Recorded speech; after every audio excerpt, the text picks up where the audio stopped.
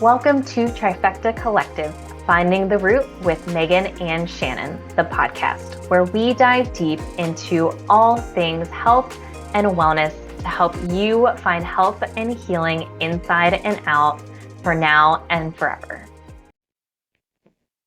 Hello, and welcome to Trifecta Collective, Finding the Root with Megan and Shannon. I am Megan Abbott, owner and founder of our holistic health practice, Trifecta Collective. And this is my co-host and head practitioner, Shannon. Welcome back to the podcast. Hi, how's it going? Yay! So if you're watching this, just want to, put this out here real quick. I'm obviously in a different location, and I have traveled to Colorado, and I'm in Colorado Springs now, really enjoying the beautiful mountains. So if you're listening, you may not notice anything. However, if you're watching, I just wanted to throw that out there because I have a totally different background now, totally different scenery. And I'm in a new place and took last week to come travel down here to Colorado Springs, where I'll be here for a bit. We shall see. Yeah, exactly how long. And traveling down here is a good segue, I think, into our topic today of masculine and feminine energies. And if I had to guess, if I had listened to it, let me back up here.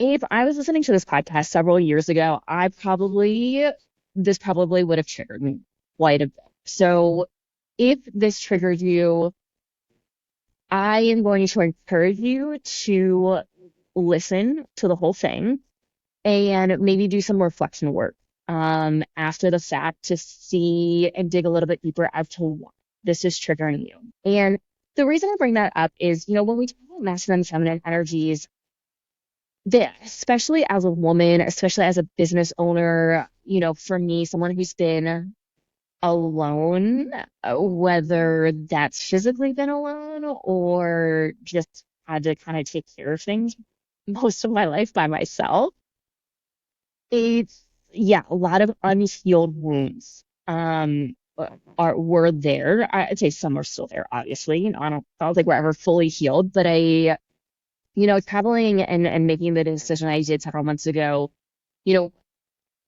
masculine and feminine energies played a big part in this. And this has been a huge part of my own healing journey for the last several years. So I'm coming, and Shannon and I are both coming at this from similar places, but we're coming at this from a balanced perspective because I don't agree with everything all the time when it comes to some of the more quote unquote stereotypes. We're not talking about roles of women or roles of men. We're talking about masculine and feminine energies, which we will explain here too. But I would encourage you, especially if you are a high functioning woman, we'll say, that does a lot. This podcast episode, might be a little triggering for you, and it's okay because this information was for me several years ago. Yeah, and a lot of this too is, it has to do with like maybe some generational trauma, the way that we're raised and whatnot, because Megan and I have, we have a lot of similarities, but also a lot of like differences in how we were raised and whatnot. And when I think back to like, thinking upon the masculine and feminine energy balance within my family, it was all very, very masculine. And just to kind of explain this a little bit too before we dive in. So in terms of energy, when we're talking about masculine and feminine, typically sun is representing masculine energy and the moon, as far as like, the earth, is representing the feminine energy. So when I think of masculine, I think of more like taking action, more doing, like not slowing down. And feminine is more like stepping back, maybe like being still, listening, receiving, kind of just like slowing down a little bit. And we really do need this balance of both. It's never going to be like we should just be one or the other, because that's not really how it works. We do need a balance.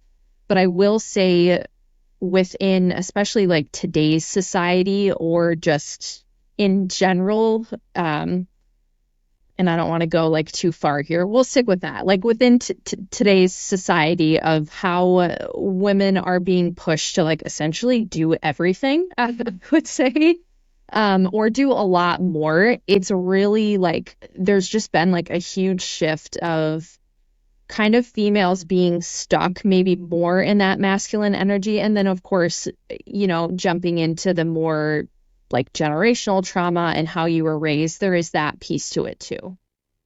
Exactly. And so, as human beings, we have both of these energies, and most of us have a tendency towards one or the other. And it's really, as Shannon said, it's about balance. It's about not getting stuck in one or the other, but really being able to call upon and flow between these two energies in a healed way when the timing is right. And I'll give you an example of this. So it is very common for many women in particular, and men can get stuck here too, absolutely. In this unhealed masculine energy. And if you have chronic stress issues, cortisol issues, you are probably mostly stuck in your unhealed masculine of constantly doing, having to always be busy, running off of lists all the time, like going, going, going, and never slowing down, having a hard time resting, having a hard time receiving, having a hard time asking for help and support. These are all signs of you potentially being stuck in your unhealed masculine. And this with me, my entire life.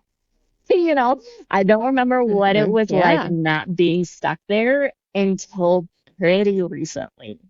And and that's the thing, it's getting stuck and not being able to shift out of that and flow between the two when the situation calls for it. And so this is really what we're talking about. And yes, there are some more quote unquote traditional roles that can be associated with healed feminine, healed masculine energy.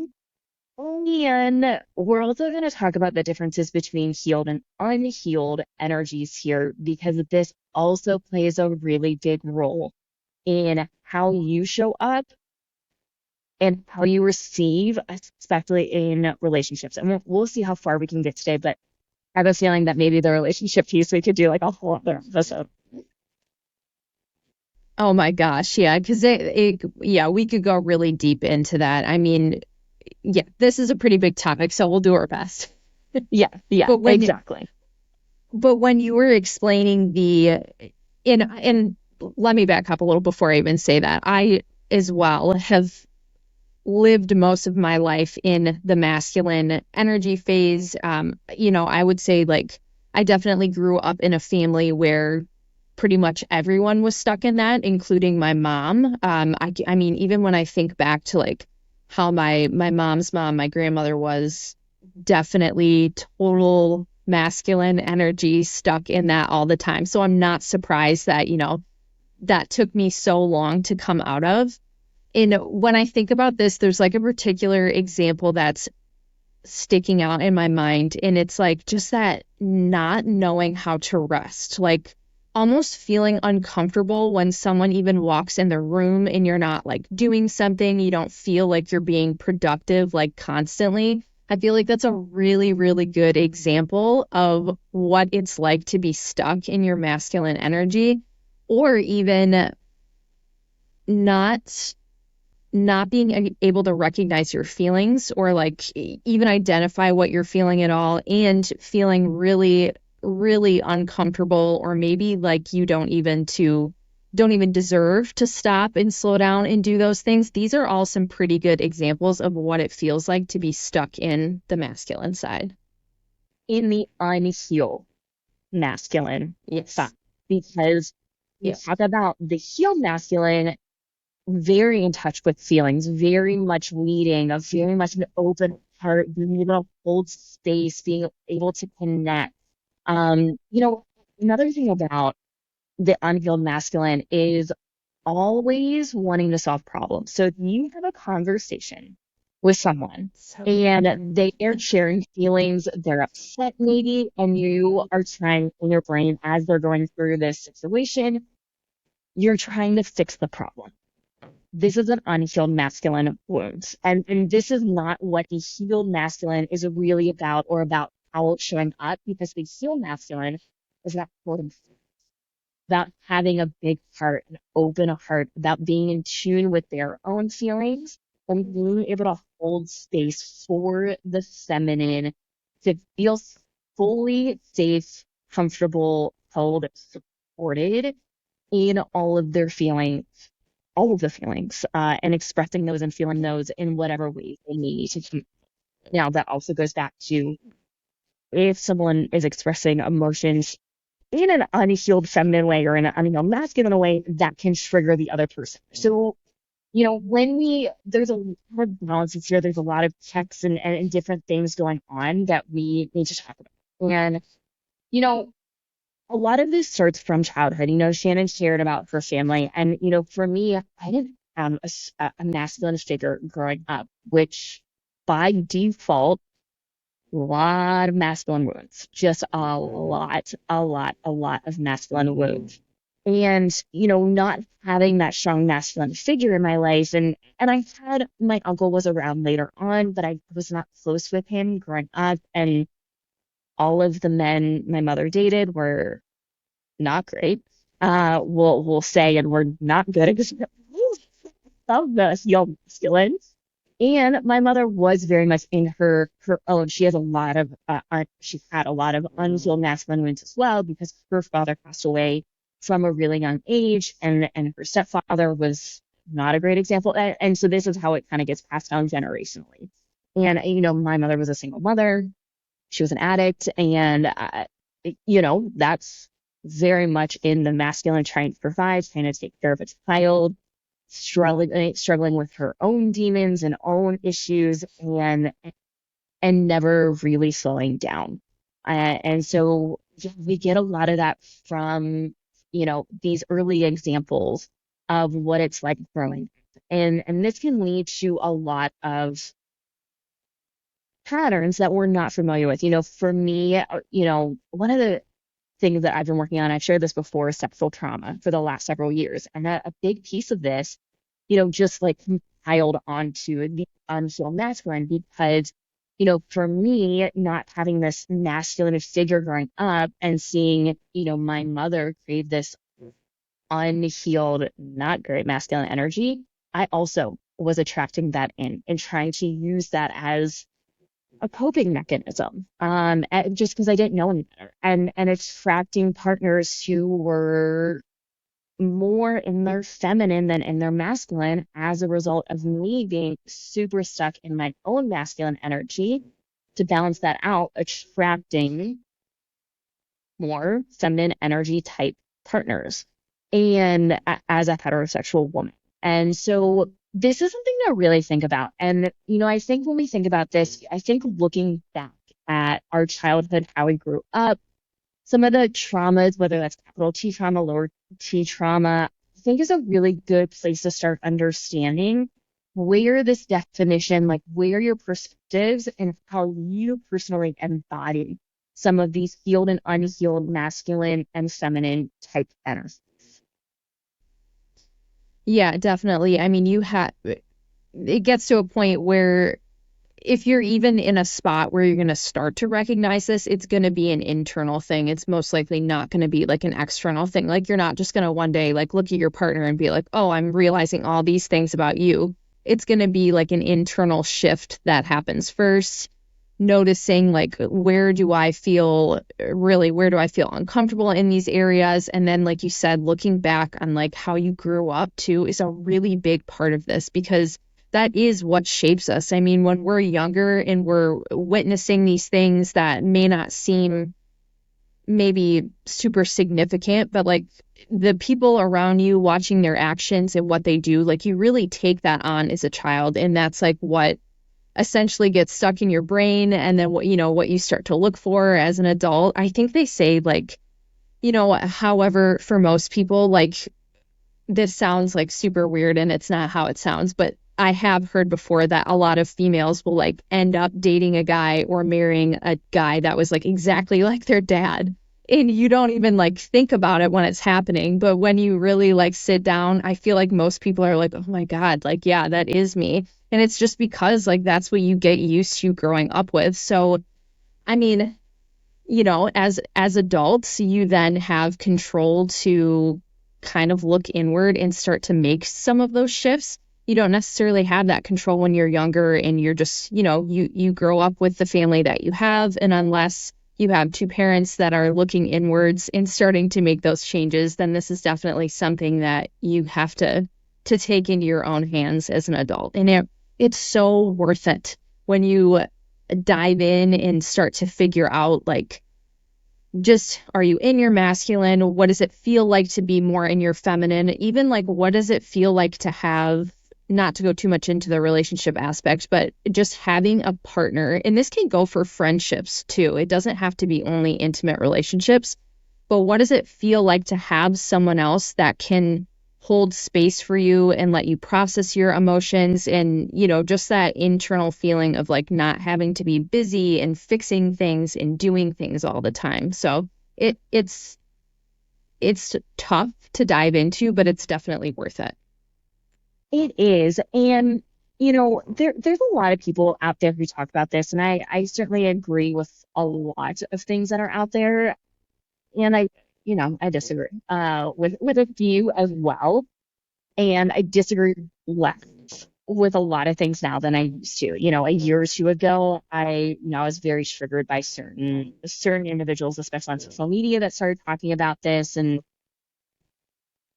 like you have to have a family, and kids to be in your feminine, or you can't have a job and be successful and, make good money to be in your healed feminine energy. And I think there are pieces of this. And I think if you specifically, and this is where I've seen it happen the most, if you are in corporate America, specifically as a woman, and you are in a toxic work environment, which I also recognize is most people in corporate Yeah, a lot America, of people. Yeah.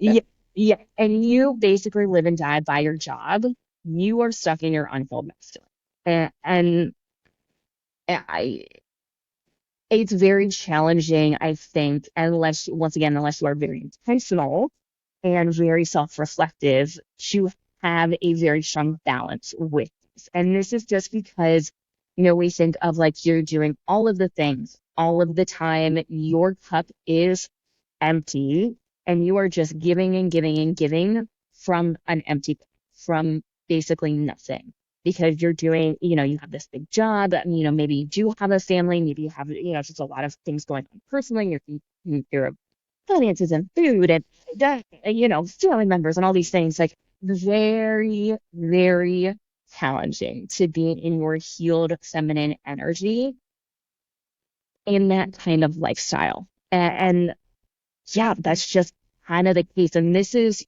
Shannon brought up society driving us, especially women, into our masculine energies. This is where this is happening. And with our clients, and we do mostly work with women, however, we do work with men as well. At some point in the healing journey, this always comes up, always. And, you know, I think maybe we can talk about, a coupling with what these energies look like and feel like. How do we tap in to these more healed energies as well? So, one of the biggest things, especially during energy healing sessions that'll often come up is dysfunction. We'll say dysfunction, blockages, maybe just like not optimal function going on in the sacral chakra, which when we think of the sacral chakra, this is a huge place for masculine and feminine energy, specifically feminine energies. Sensuality, sexuality is very much associated with the sacral chakra. And I'm also speaking here from personal experience. So I'm saying this from clients and also for me. There was always dysfunction going on in my sacral chakra, really until not all of that long ago. And this is because I was still so stuck in this masculine energy, and I didn't realize how uncomfortable it was until I was able to tap into my feminine energy. And for me, I mean, these are some basic recommendations just overall here in tapping into some of your more healed feminine energy that are basic, simple places to start. Dancing. Just put on your favorite song and go dance. And don't think about it. Just feel into your body and let it move how it wants to move. And when you think of like the healed feminine energy, it's very, very slow, very in our body, very intuitive. And if we can even tap into just a little bit of that, that can be really, really powerful in tapping into. Yeah, dancing is a really great one. The other thing that sticks out to me too is your clothing. Like the in granted, this one kind of takes time too, but I would say wearing anything that's more feminine, like maybe something with like floral print or, flowy, like dresses, skirts, things like that. Even something that just makes you feel like really confident in your body, like less like, I'll say like boxy clothes or, whatever that may look like for you. But that is another easy, like great way to get in your feminine too. And this is like both of these things are pretty easy. So there's days when I'm like maybe feeling a little bit disconnected with myself, or I can just tell that I'm more on that masculine side. If I put on like a dress or like my favorite song and just spend like 5 minutes, it sounds kind of silly, but like dancing and twirling around or whatever, it really helps you like shift over into that feminine energy so quickly. Yeah. And Nathan, if you look at our content anywhere, you will notice a distinct shift of when I started tapping into it because I usually, I mean, it's like a 9 day difference, and I laugh about it now, but my hair would always be up. I would never have makeup on, which I also think is fine, by the way, and I will also share more on that. And I was always in like a t-shirt and sweat. And this also came from being in the fitness industry for many, many years, where that is what I wore, and that's just how I looked because that's kind of how I needed to show up. And recognizing that I was so disconnected from my feminine energy, and that was a simple way for me to tap into it, where I started wearing different types of clothes. I started wearing more dresses. I started wearing my hair down more. I started wearing makeup a whole lot more. And I mean, you'll see me by and large, like on social media showing up. Most of the time I have some makeup on. It is not all the time. And it's not about looking a certain way, outwardly looking a certain way, or, having to have makeup on to, just because, I'm showing up on social media. It's about, it helps me tap into my feminine energy more. Necklaces, jewelry, this helps me tap into my feminine energy.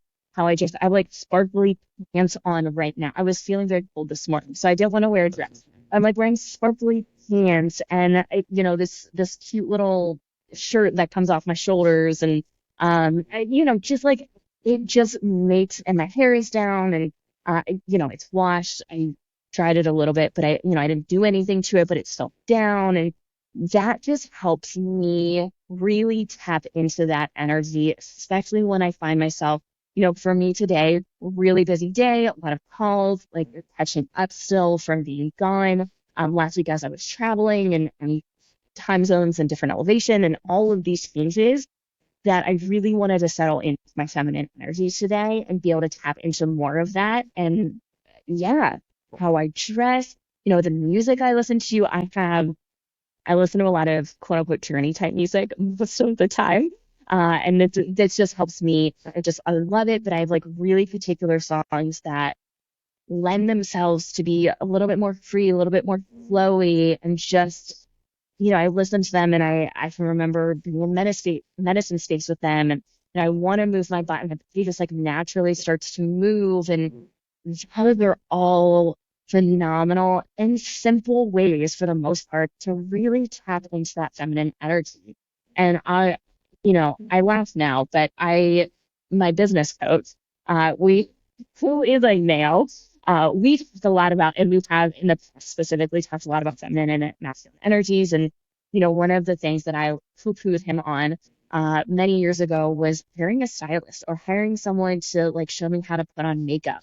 It just in a different way. And these were all tools to help me tap into my feminine energy a little bit more. And I recognize that now. I knew where he was coming from at the time, and I also kind of snuffed it a little bit because I wasn't quite ready to really tap into this. But this really does.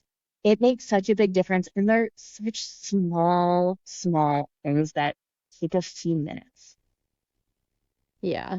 Yeah, and I'm laughing because it's just funny how it can something so small can actually make you feel so uncomfortable. And I think that gives you really good indication of like where you're at on this scale here. Because if you would have told me probably even like a year and a half ago, 2 years, talking about like, putting on your favorite song and like dancing around or wearing dresses, I can like, there's still a little piece of me on the inside that's like, ugh, no, like I don't need to do that. Or like I wouldn't have wanted to do that. And that right there, like, what's your initial instinct when you hear us say that? That's really going to give you a good idea where you're at on this scale. But something else that comes to mind too that I think a lot of females do that kind of counts for this, and this is one that I actually don't participate in, but getting your nails done or painting your nails, I feel like that's another very feminine activity. That's a good way to kind of pull you into some of that feminine work. Yeah, I would totally agree with that. Like getting a pedicure, getting a manicure, really the feminine is about receiving and filling up your own cup so much so that it's overflowing, and that overflow then you're able to give to others. And this is where some of, more of this traditional nurturing comes in. And yeah, we're much more in tune with our feelings. We're able to process feelings a lot faster than men. Like that's how our brains biologically work. This is not like a men and women coming. This is a biological kind of thing. And we should be able to have our cup so full that we're then able to just give and nurture to others and be this kind and nurturing kind of person. And the big caveat here is you cannot pour from an empty. And I once again, my business coach, super great. Huge shout out to him. He, at the end of last year, we were doing like a year in review kind of thing and setting some goals going into this year. And one of the things was, how can I fill up my own cup more so that I have more to give? And I didn't know. I didn't know what filled up my cup. And I think a lot of other women, especially once again, like really busy families, jobs, all this kind of stuff, this major caretaker role, what fills up your cup? Like, how are you able to be cared for and receive? And what makes your cup really full? So much so that you're able to give. And if no one's ever asked you this, and this, I'll, before I go deeper into that, let me share a story too. So the retreats that I go to, the psychedelic retreats that I go to, the main facilitators that I have worked with, I'd say most often over the years, one of the biggest things that they really prioritize in their retreats, and a lot of the retreats are women only, some of them are co-ed too, but they really prioritize being cared for, and they ask you, sometimes incessantly, what do you need? What would you like right now? And there is no expectation for you to even say thank you, for you to give back in any sort of way. It's for you to receive. And my very first retreat with them was so uncomfortable, and just recognizing how disconnected I was in what do I want? In this moment, what do I want? What do I need? Is there anything? Do I need food? Do I need a hug? Do I need to go to the bathroom? Do I need water? Like, what do I need? And, I got good at that in a retreat space, but had a very hard time translating that outside of retreat space in just day-to-day life. And getting better at that. And it took a lot of work, and I continue to do a lot of work around this. It is really helpful. And being, once again, you have to have your own cup full. And if, especially if you come from a long history of trauma where you were put in a caretaker role early on, this might be a very challenging question for you to answer for yourself, and also a really good journal prompt for on a daily basis, even throughout the day. Like, what do you need today? Like, what would help you fill your cup? What does that look like for you? Small things. Is it more water? Is it, a cup of tea? Is it a bath? Like, is it a book? Is it a, it could be any, or, could be anything. But we're really starting to ask yourself and tune into yourself and listen to yourself in, what do you need? What do you want right now? Help you fill up your own cup so that then you can translate that into giving more to others. Yeah, I love that story. Thank you for sharing that. I feel like so many people can relate to that, especially, I mean, literally anyone, but that's another one of those questions that really gets you thinking like, what do I need today? What do I desire to do? Or just using the journal prompt to like, what fills my cup? Like what activities or whatever, what brings me joy? Like just starting there was something so simple. And I remember, and I'm gonna reference this book. I think I have it. So it's called the Self-Love Workbook for Women. This is like a very, very, and I think they make one for men too, now that I say that. But realistically, anyone could use it. It doesn't matter if it's the one for women or not, but it's really good with some of these prompts that we're talking about. I'm pretty sure it has both of these journal prompts in it that we just spoke about, and another like couple really basic ones just to get you to like slow down and connect with yourself and start to ask some of these questions. When I first started doing this book, and this was probably a book that I got like 5 years ago. It was one of those ones where I sat down, I tried to start answering these questions, and I was like, kind of same response as you at the retreats. I was like, oh my God, I can't answer any of these. Like, I literally don't know. I don't know what fills my cup. I don't really know what makes me happy. I'm so used to just like over giving and, giving from an empty cup. And that's how burnout happens, which I think we've talked about that in other episodes. But yeah, just making really small steps here and starting to, if you're interested in this journey, start really, really small, and it's probably going to feel super uncomfortable. But that book, which we will link in the show notes, is a good prompted journal to start with. Yeah, I think that's an amazing, amazing resource. And out of all of the work that I've done, this work is probably the most uncomfortable and continues to be the most uncomfortable work I have done. So, and here's the thing, if you're not comfortable, you're probably not growing. Yep. So that's also a piece of this. And there's nothing wrong with taking this really, really slowly. So yeah, that plays a big piece here. You know, the another piece of this unhealed masculine that I feel like a lot of people will probably be able to relate to is this, and I mentioned it, and I think both of us have mentioned it now, is not asking for help, not being able to ask for Mm, help, feeling guilty asking for help. This is a very unhealed masculine of wanting to lead, wanting to do everything by yourself, having this, and this was a really common response for me, especially in relationships. Of maybe I would ask for help, and they'd be like, "Oh, I don't know if I can," or the timeline wasn't exactly where I'd like it to be, or there was some like wishy-washiness, and I would do, "All right, whatever, I will do it all myself. I can take care of it."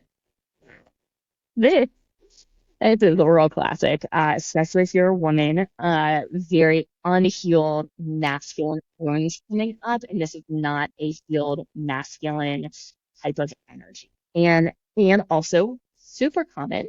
Once again, if you were put in a place where you couldn't ask for help, where you were yelled at, or it was really shameful to ask for help growing up, or you were in or have been in a relationship where you were dismissed and help was not given, even when asked for. This is very, very challenging. And I'll also say this, it is not appropriate to ask for help from everyone. And you need to understand your safe people to be able to ask help for. And I think that's really important as well. I'll end it there and then I'm going to go into how to ask for help. But I also think this is a really important when we talk about feminine energy. Before you jump into that, and I want to say too, if you are in a relationship, one of those people, if not the main person, that should be your partner. You should definitely feel safe enough to ask for help or have that person be your safe person. It's good indication of whether or not things need to change, but that person should definitely be your partner, if not other people. Yes. And especially if you are in a heterosexual relationship, I think this is even more important. So when we talk about especially masculine and feminine relationships, it is the job, in my opinion, of both people to step into their roles and do their own healing.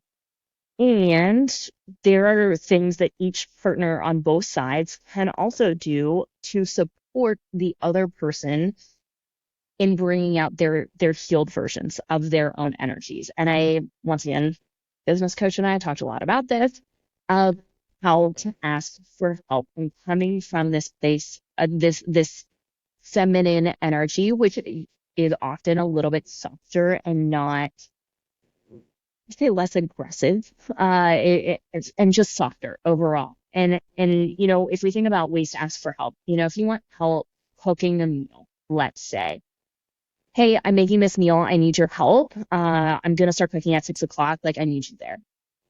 Very different, unhealed masculine version of way to ask for help versus a little bit more of a softer feminine way to ask for help.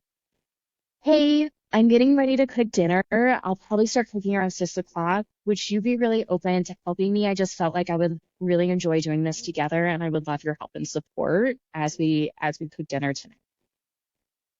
Really different energies and will likely bring out very different responses in your partner. Oh, 100%. I mean, I feel like the cooking dinner is like such a great example too. And that was a great example. And I also think too, just like getting comfortable with being honest, and it does, the tone in the way you word it, like you just showed us, does matter. But also if you're feeling like really overwhelmed and overstimulated, things tend to come out on that more like masculine sounding thing. Like, I'm doing this right now. I need your help.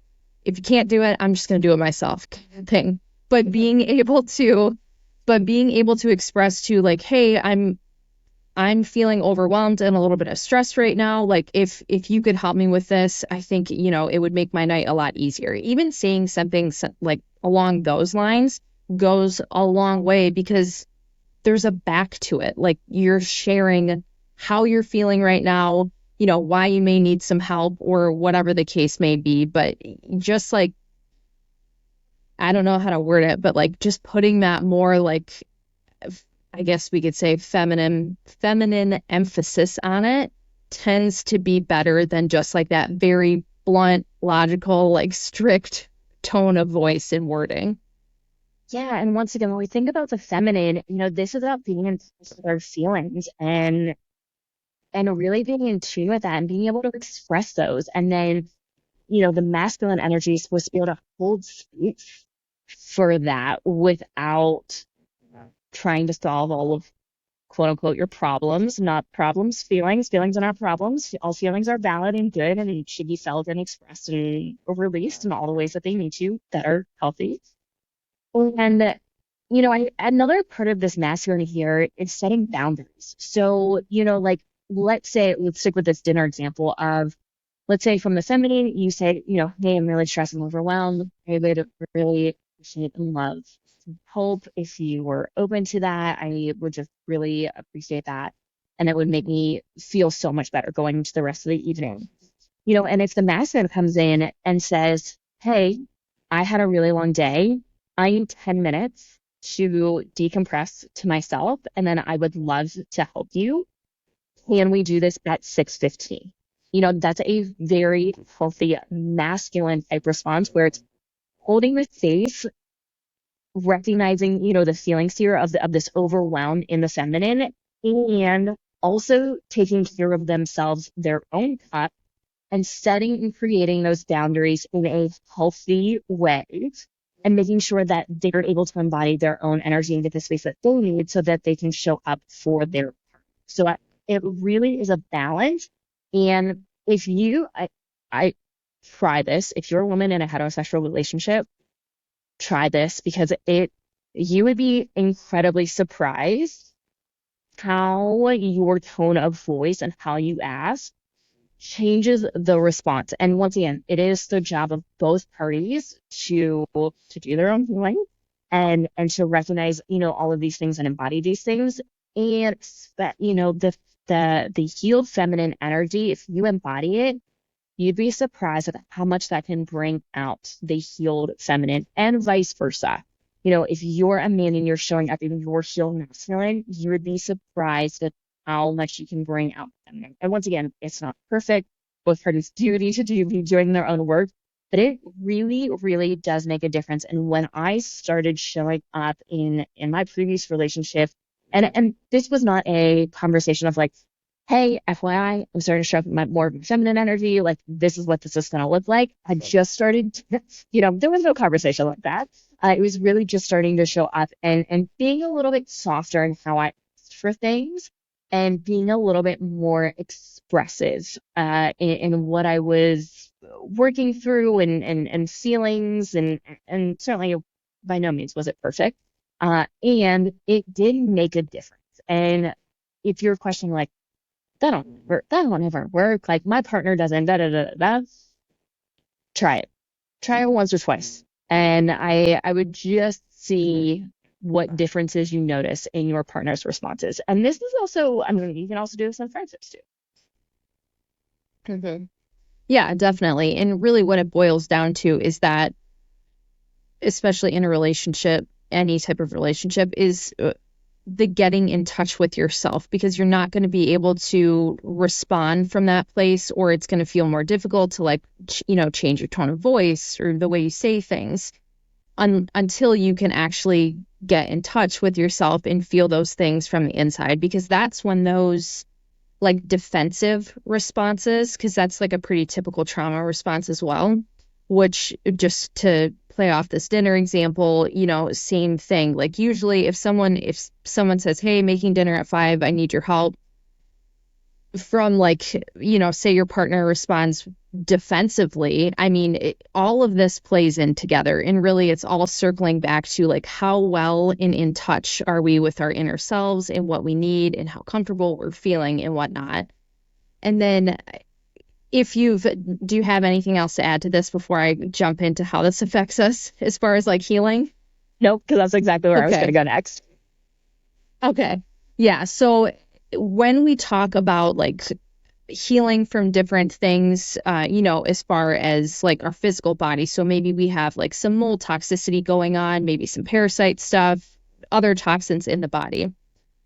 There always comes a point in time where we need to shift to more of some of this energy stuff that's happening. So when we are stuck in the masculine in particular, it doesn't allow our body to feel like that safety and that freedom to fully lean into healing. And I mean, hands down, I can say myself and every single client that I've ever worked with, this is always a factor. It's never not going to be a factor.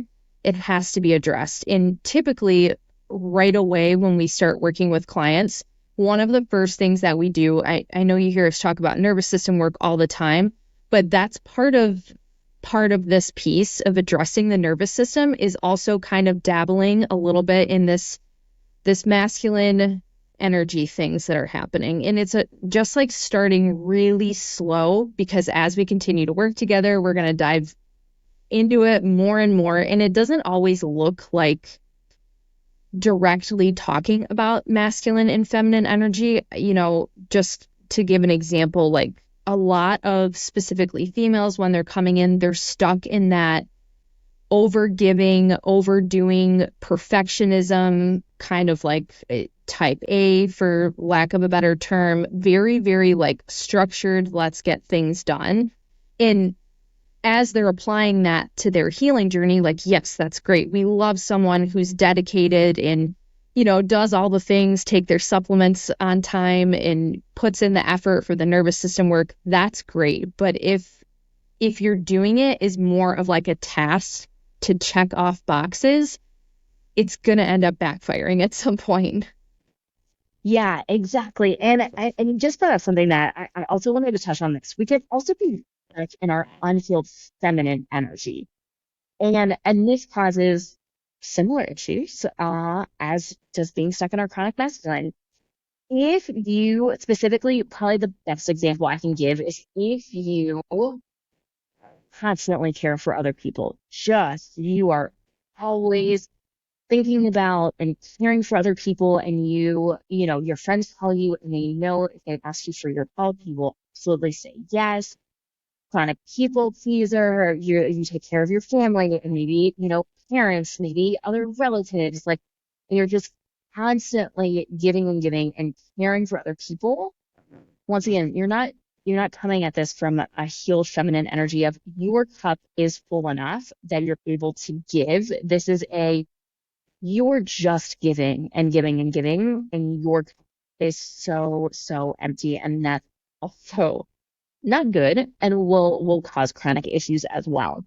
And yeah, I mean, this is huge when it comes to chronic issues. If you have cortisol issues, you probably need to look at this. Which, I don't know very many women who don't have cortisol issues unless they are actively addressing their nervous system and doing work around this. The other really big piece of this that I also think is really important, especially when we talk about healing chronic issues, is hormone imbalances. If you have a lot of hormone imbalances, sex hormone imbalances, this is something you really need to look at because once again, when we think about the sacral chakra, and these masculine and feminine energies, guess what also comes from here? Our sex hormones, our sex drive, our libido, our ability to embody these things, sensuality, sexuality. And so this is really, really important. So if you have PCOS, if you have endometriosis, if you have, estrogen dominance, like any of these hormone imbalances, I can almost guarantee you're going to have to look at this at some point if you want to heal. Now, there may be other things going on. And once again, well, we probably need to look at this as well because it will contribute to long-term issues. And, I know for me, I've done a lot of hormone work and with supplements and protocols and all that kind of stuff, which, yes, has helped for sure. Got me out of perimenopause. And I can tell you, especially since coming back from Colombia, hormones are in a very different place. Even once again, if we look at like so many women have low sex drive, like no libido, and we think, oh, your hormones are really low, like, oh, and yes, that also might be the case. And what energies are you embodying most of the time? And the more you can tap into that feminine energy and feel safe in that, the more you can show up in your more sensual, sexual kind of sex. And this plays a really big role in being able, in wanting to have sex, in wanting to receive pleasure, in self-pleasuring, like it's also on the table. That's, by the way, a little controversial, but another way to tap into your feminine energy is True. self-pleasure. And I know that's uncomfortable for some people, but I think that's really important to talk about. And I always feel uncomfortable when I bring that up to clients, and I bring it up to clients quite a bit when it comes up in energy healing sessions, because it is really important. And this could even just be self-touch, like non-sexual self-touch. Like, are you in tune with your body? Are you know what your body's doing? Like, what kind of touch feels good for you? Like, hands over your face or your arms, like what feels good for you. And there's actually I can't remember the name of this, and this was brought up to me years ago, but there's an actual practice where you go in, and it is not a sexual practice, but it is more of maybe a sensual practice of just like touching yourself and spending like 20, 30 minutes, just like, rubbing your arms, rubbing your legs, like touching your hair, touching your face, and just reconnecting with your body. And this, once again, so many of us are so disconnected from our bodies, from our emotions, from our sensuality, from our sexuality. And this goes to body image too, of how we feel about our body. And I know for me, going back to dressing differently, that was very uncomfortable for me because I didn't feel comfortable in my body. I was still healing. I was still recovering from thyroid cortisol issues, autoimmunity issues, and all that kind of stuff.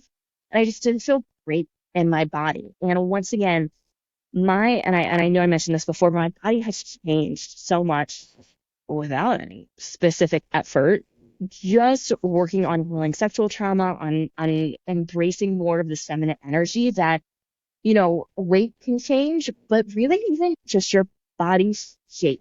My body shape has changed. I was always a little hourglassy. I feel like I'm more hourglassy now, and I have a little bit more curvy in different ways that feel good, that feel more like myself again. And that plays a really big role in our healing and our confidence and how you dress and how you show up, and really all aspects of your life. And I know so many women, especially when you start to gain weight and deal with these chronic health issues, yeah, your body just doesn't feel good. You don't feel good in your own body.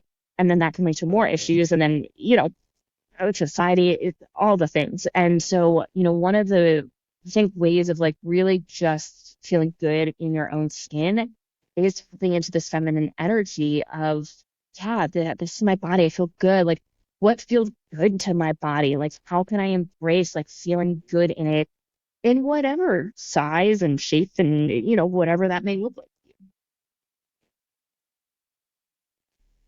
Yeah. Yeah. And then, like within our health journey too,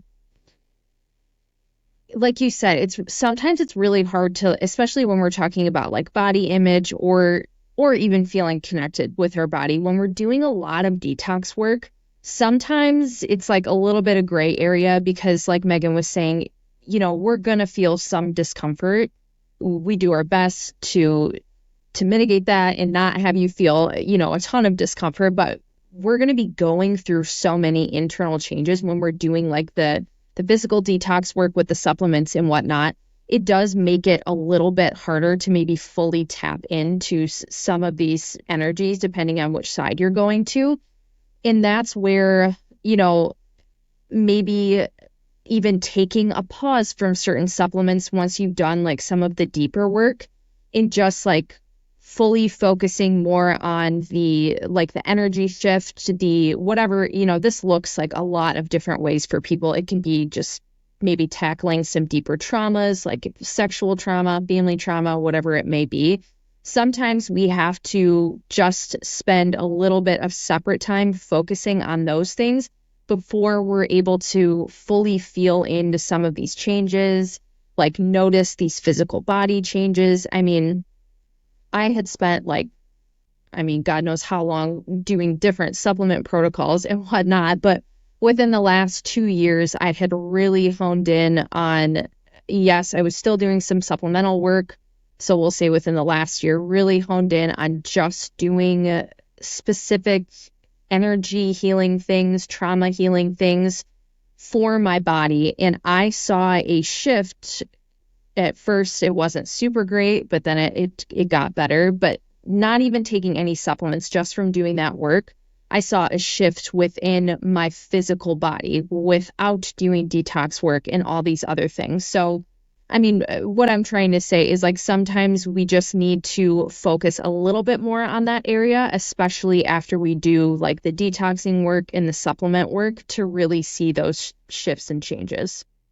Yeah, I would agree. And I just had a conversation with one of our clients who's been working with us for several months, and she's going through a little bit of a tough time with her relationship, and we've been doing some of this work, and she's wrapping up some bigger work, supplement work still, and feeling low, like feeling a lot of these things come back up. One of the things that I won't say recommended, but there was an invitation to just kind of lean into this of how do you feel? You don't feel good right now. You feel depressed. Your body hurts you. You've got some of these things going on, and listening to your body, tapping into your body, and really acknowledging that your body's struggling a little bit right now.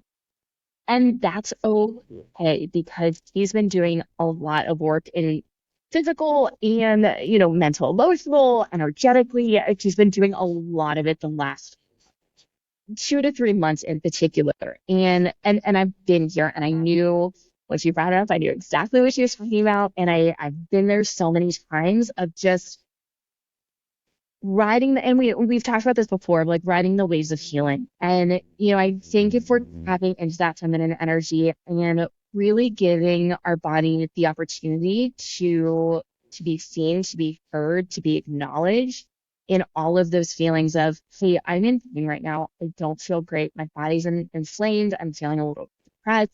I am wanting, I look at my past, the way I was living, and I don't like that. And I see a new way, and I'm stuck kind of in the middle between these two worlds, and that's challenging. And really just slowing down, which is very feminine, slowing down, going with the flow, feeling into our feelings, and allowing them to be expressed however they need to be expressed, asking for support where you can, where, once again, like where it is safe, and knowing that it's not a forever thing. And this is a really big part of healing. And once again, I think tapping into this feminine energy of let's be a little softer. Let's be a little softer to ourselves.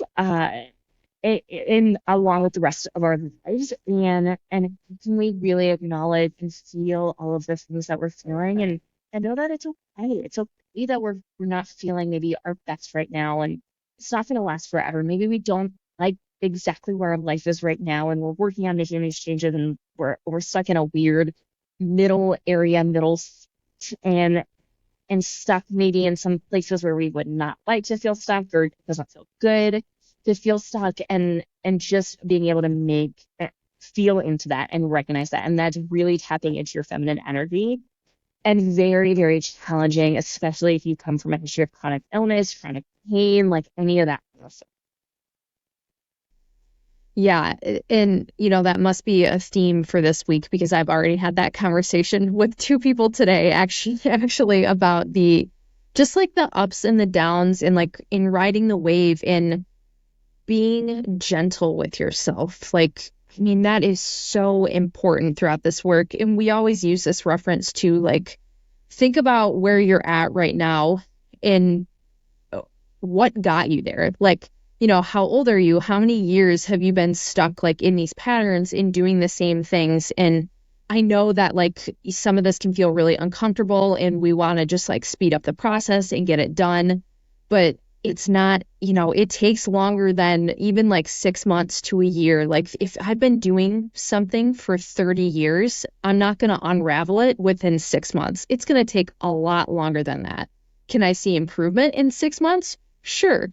But all of it is not just going to, magically dissolve from spending that amount of time working on it. So I think it's important to like just witness yourself. Like Megan was saying, slow down. It's really a really helpful tool that I like to use with clients and myself when I'm feeling like just in a lull or like in a low spot. Is like, it's kind of like bird's eye view, like step back, look at all of these things that are going on in your life, like all of the things that you're doing to try and help yourself, maybe this different situations that you're in or that you're dealing with, different problems in life. Like we typically all have a lot going on, especially when you're doing this extra work, like trying to maybe get rid of certain toxins in your body and like rebalance things out. That alone is like really stressful on your body. So it can just be helpful to like, look at that bird's eye view, take a step back, try and be really gentle with yourself, which yes, that is being more in your feminine energy and just like giving yourself some grace knowing that you're not going to be stuck in this position forever. That's like another really gentle feminine energy to be in, just like reassuring yourself this isn't a lifetime sentence and life is going to continue to go up and down. Exactly. And I'll just share one more example here of really tapping into this very recent example. So when I got back from Colombia, there was so much healing that happened in such a short amount of time, and I wanted to just fully embrace it and embody that, and and be in it. And I was getting out of a marriage and selling a house and making some big decisions, and you know, all of these major life changes that were happening, and I was leading the charge in all of that, which forced me more into my masculine most of the time. And it was extremely uncomfortable for me. I would get upset a lot. Many of the people, whether that was a therapist or, other coaches that I was working with, in integration process from that experience, just witnessing that and recognizing that. And I would have to check it, with all of the work that I do and all of the things that we talk about, I was very aware of what was going on. And that doesn't mean it was easy for me. And I would have to check in with myself usually every couple of days, sometimes every single day, couple times a day, depending on where I was with everything, of tuning back into my emotions. What was I feeling? Not letting things just be pushed down and buried, and taking and doing everything, although I did do many things by myself. And that's just how it was and how it had to be. And this was a 3-month process before. Now, fortunately, I did have an end date of when things were going to shift and when I thought I was going to be able to tap back into that feminine energy more. And there was a lot of shifts and changes going on along with that, among, a lot of emotions coming up around all of that. And it was very uncomfortable. I mean, and when you start doing this healing work and you're put in a situation where you may have a lot of control over it, which, we were just talking about, like you may not have a lot of control over it, and it can feel so frustrating, so like disappointing, and just like this. I mean, for me, it was just uncomfortable, like so uncomfortable and so frustrating for me to be stuck in that masculine energy that I did not want to be stuck in it anymore. And I wanted to be able to shift into that more feminine energy, that softer energy, a little bit more flowy energy. And it took a lot of effort to get there when I could, and I couldn't at all times.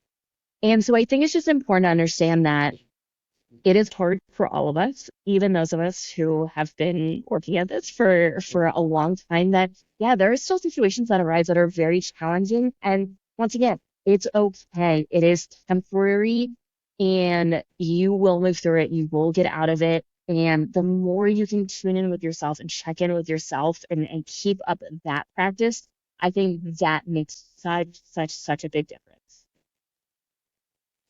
Yeah, I agree. And then just a small thing to add on to that too is we're also well aware that sometimes we can be like stuck in situations maybe for a longer period where maybe we're not feeling like safe enough in our own space, or maybe you don't even have a safe person, but you live with someone, and they're not your safe person. Those situations can definitely be a little bit more challenging until you're able to get out of them, just because the general sense of energy might not be the greatest, which is going to make it harder for you to like tap into yourself. So sometimes that is the case too in like really big changes, kind of like what Megan, some of what you went through. I mean, those are like pretty big changes. Sometimes we need those bigger changes to happen until we can pull ourselves out of the situation and then start to address some of the stuff. Yes, exactly. And it is not feasible. It is not possible. And I witness a lot of my friends going through similar types of experiences, and doing their own work in relationships. And for me, I made a decision and acted upon that pretty quickly. And it was absolutely the right decision for me. And there was not a ton of hesitation in making that decision. And also recognizing, I didn't have children and, I have the flexibility of, running a virtual practice and, all of these things. So I do recognize that. And I still think there are ways to heal, to embody these healed energies, even if you are not in the best situation or the best place, and also recognizing there may be some limitations. And that's honestly what a big piece of what I was feeling and was a piece of what drove a lot of my decisions. So yeah, I think Yeah. that's probably a good Yeah. place. I mean, you can always, You're sorry, good. there's a little bit of a lag. So, okay.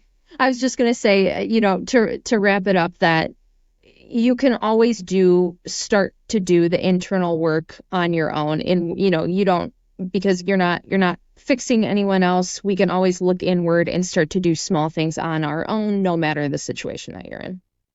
Exactly, exactly. So I think that's a good place to kind of wrap up for the day. I do think we should do another episode. We're really focusing on this in relationships because you and I have had so many conversations about this.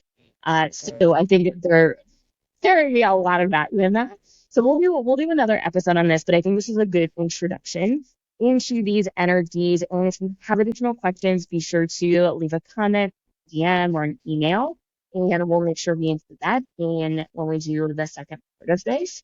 And thank you so much for listening. Thank you, for joining us here. As always, like, subscribe, follow.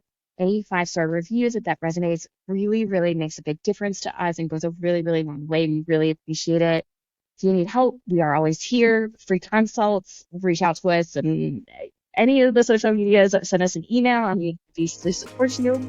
So thank you for joining us and we'll see you next time.